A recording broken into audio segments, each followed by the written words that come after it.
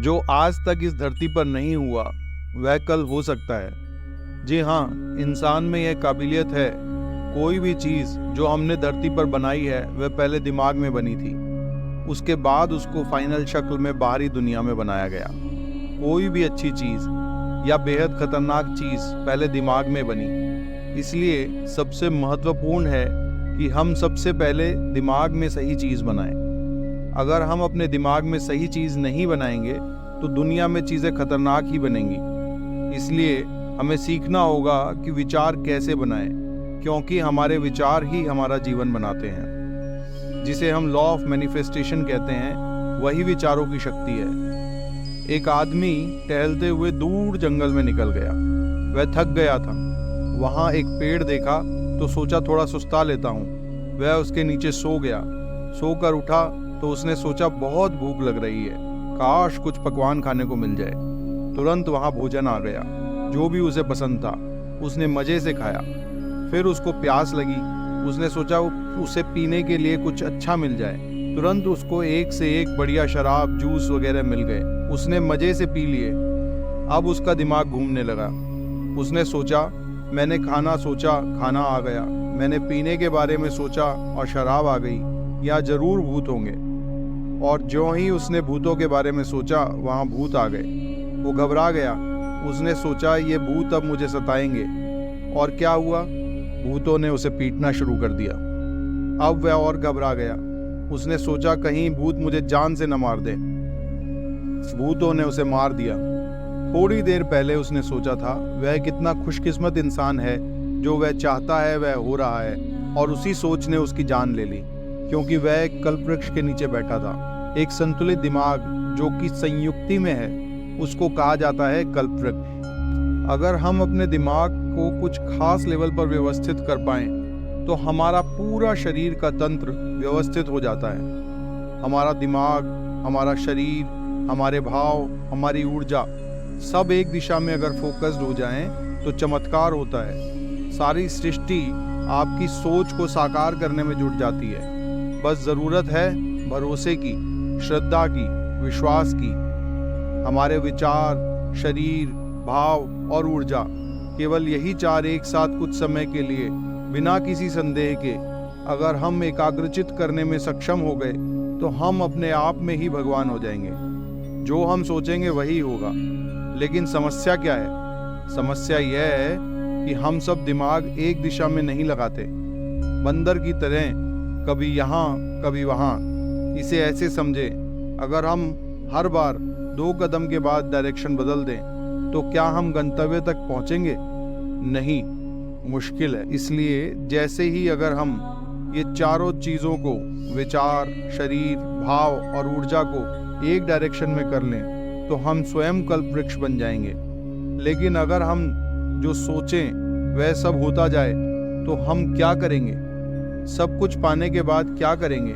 सोचिए, अगर आपके पास वो सब हो जो आप चाहते हैं, तो फिर क्या होगा? हम अपने ही दुश्मन हो जाएंगे। हम वो सब चाहेंगे जो डिस्ट्रक्टिव हो, क्योंकि सब कंस्ट्रक्टिव तो आप पहले ही पा चुके हैं, जो मानवता के लिए खतरा बन जाएगा। इसलिए मेरा मानना है कि हमें एक कंपल्सिव स्टेट से कॉन्शियस स्टेट ऑफ माइंड में जाना चाहिए।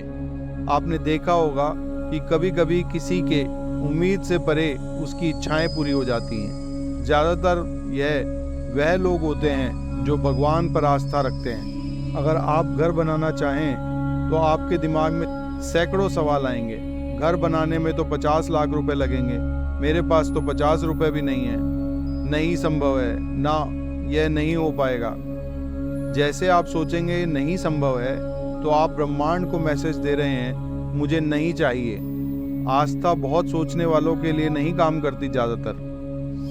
लेकिन एक आस्था रखने वाला व्यक्ति बच्चे की तरह होता है, जिसे केवल भगवान पर विश्वास है। वह कहता है मुझे घर चाहिए, पता नहीं कैसे, पर चाहिए।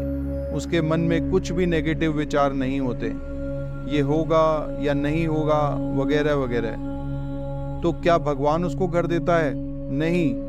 यह निर्भर करता है कि आपकी विचार शक्ति की आस्था पर कितनी गूंज है, आपके विचारों की आपके मस्तिष्क में, उस पर कितनी पॉजिटिव आपकी सोच है, उस पर। केवल हमारी सोच की यह संभव है, यह संभव नहीं है।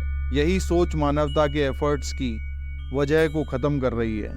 आपका काम है प्रयास करना, अपने विचारों से, अपने शरीर से, अपने भावों से और अपनी समग्र ऊर्जा से। फिर बाकी सृष्टि पर छोड़ दो। अगर मैं आपसे केवल एक प्रश्न पूछूं कि आप जहां बैठे हैं वहां से उड़ सकते हैं, आप कहेंगे नहीं।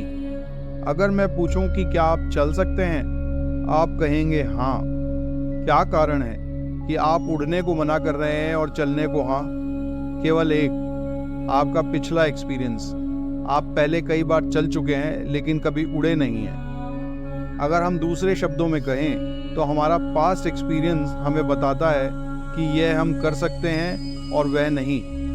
किसी संभावनाओं को इसलिए नकार देना कि पहले यह नहीं हुआ है, हमारी मानवता को नई ऊंचाइयों को छूने से रोकता है। जो आज तक धरती पर नहीं हुआ वह कल हो सकता है। मानव उसे करने में सक्षम है।